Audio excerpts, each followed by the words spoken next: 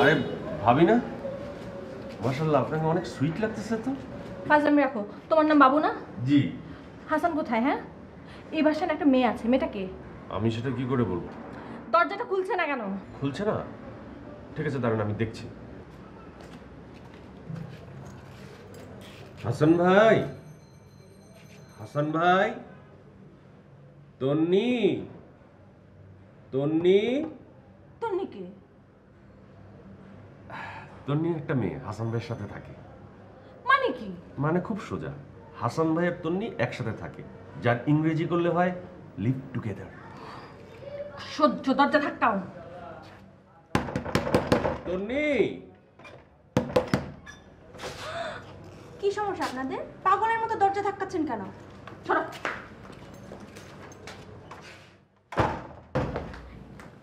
কি আপনি কি ডাকাত নাকি? আপনার সমস্যা কি? ভদ্রতা শিখেন নাই? আই ফাজল মেয়ে, একটা থাপ্পড় দিয়ে দাঁত ফেলে দিব। বেয়াদব কোথাকার। হাসান, আই হাসান। ভাবি, হাসান ভাই মনে হয় বাসায় নেই। আপনি একটু বসেন না, ঠান্ডা হয়ে বসেন। এই তন্নি, তুমি ভাবিকে ঠান্ডা কোক 7 অফ ফান্টা দাও। এই তুমি চুপ করো, একদম চুপ। তোমার নাম কি? হ্যাঁ, কবে থেকে তুমি এই বাসায় থাকো? আপনি তো ভারী অভদ্র। আপনি আমার বাসায় এসে আমার নাম জিজ্ঞেস করছেন? আপনার নাম কি? বাবু, এই বেয়াদবটাকে থামতে বলো। ভাবি থামতে কি করে বলি? মানে এটা তো গণতান্ত্রিক দেশ না, এখানে তো কথা বলার রাইট সবার আছে। মানে কি? মানে ভাবি, হাসান ভাই সত্ত্বে তো আপনার ডিভোর্স হয়ে গেছে, হয়নি? ডিভোর্সের প্রশ্ন এখানে আসছে কেন? না মানে ডিভোর্স হয়ে যাওয়ার পরে সে কার সাথে থাকবে না না থাকবে এটা তার একান্ত ব্যক্তিগত ব্যাপার। আপনার তো ভাবি এত রিয়েক্ট করার কিছু নাই। মানে? মানে ভাবি, সে ডিভোর্স হয়ে যাওয়ার পর যার সাথে ইচ্ছা থাকবে, যার সাথে ইচ্ছা না থাকবে না, আপনি এত রিয়েক্ট করছেন, আপনার তো কোনো রাইট নাই। তোমার রাইট আমি ছুটাচ্ছি। দাঁড়াও, আমি ছুটাচ্ছি। বেয়াদব পুরা মেয়ে নিয়ে এই বাসায় থাকে। কোক ফান্টা 7 অফ নাই বা relation between composition and focusing options. Okay? Excuse me.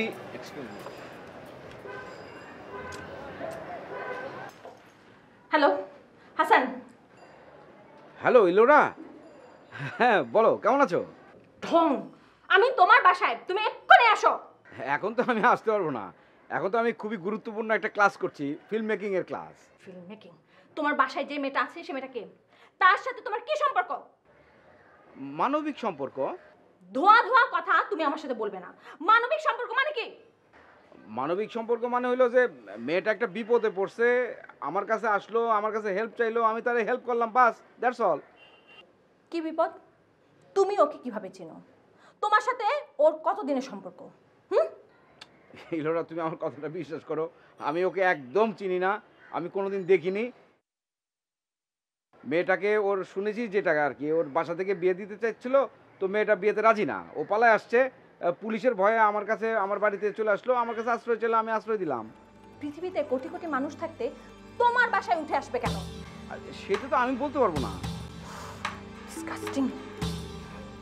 Hello hello hello.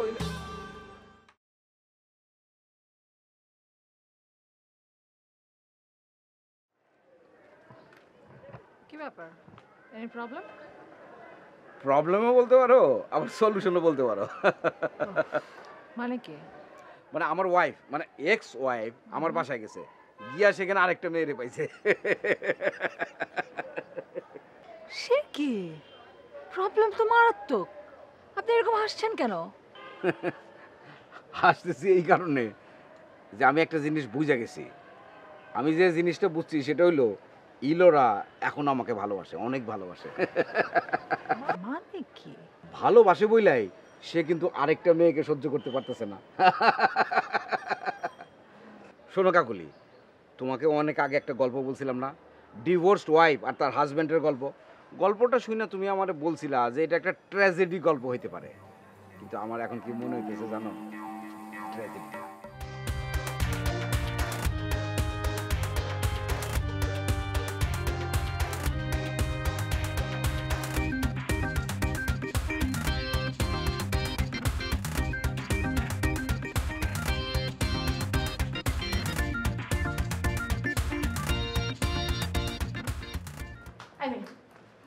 আমি তোমাকে 2 দিনের সময় দিলাম। এই 2 দিনের মধ্যে তুমি এই বাসা থেকে চলে যাবা। কোথায় যাব? কি অদ্ভুত, কোথায় যাবো মানে? তোমার বাসায় যাবে। না আমি বাসায় যাব না, বাসায় গেলে আমার আবার বিয়ে দিয়ে দিবে, আমি এখন বিয়ে করব না। পৃথিবীতে হাসান ছাড়াও কোটি কোটি মানুষ আছে, তাদের বাসায় যাও। আর সেখানেও যদি জায়গা না পাও, জাহান্নামের চোর রাস্তায় যাও। ভাবি, এভাবে আপনি বলতে পারেন না। এভাবে বলার কোনো রাইট আপনার নাই।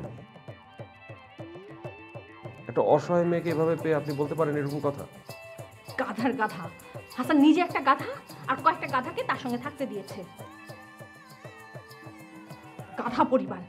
এই, তোমার মাথায় এক ছটাক বুদ্ধি আছে? ভাবি, আপনি আমাকে গাধা বলাতে কিন্তু আমি অসম্মানিত বোধ করছি।